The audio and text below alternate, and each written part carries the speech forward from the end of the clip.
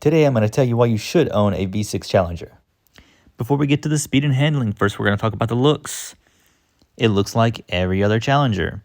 This means that from a distance, not many people are going to know that you cheaped out. And then if they do notice that you cheaped out, then you can just tell them how good your fuel mileage is. Let's move on to the interior. The first thing you're going to notice when you get into the car is how spacious the front seats are. The second thing you're going to notice is how useless the back seats are.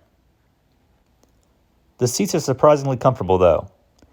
Now, if you really just care about the speed of the car, then go ahead and skip ahead because I'm about to talk more about the excellent build quality.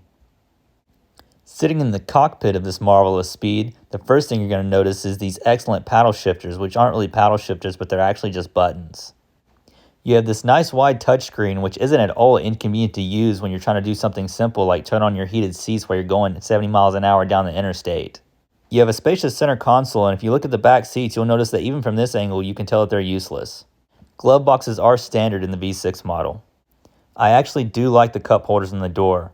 That being said, I have still yet to figure out what this does. Seriously, what is this? Now what you've probably been waiting for. The V6 actually sounds pretty decent as long as you're inside the car with the windows up. Unfortunately, in that clip, my windows were cracked, which is probably why you wanted to throw up just now.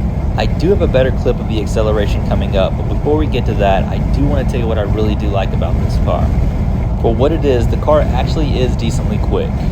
It's going to be much faster than your Hondas and your Nissans. It's a nice little troll car. It's just fast enough that if you take off on some unsuspecting Mustang at a light, you're going to beat him to the 8th mile and be able to turn on your hazards and tell all your friends how you beat a Mustang GT.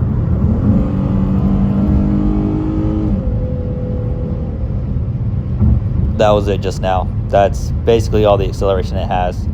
It's really not that bad. I mean, it is bad, but it's not that bad.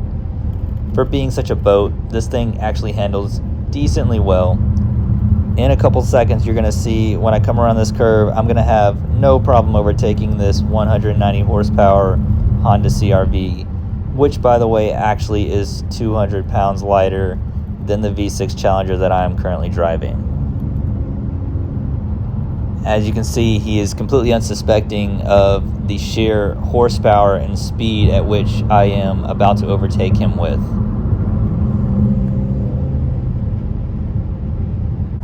I really hate the blinkers in these cars.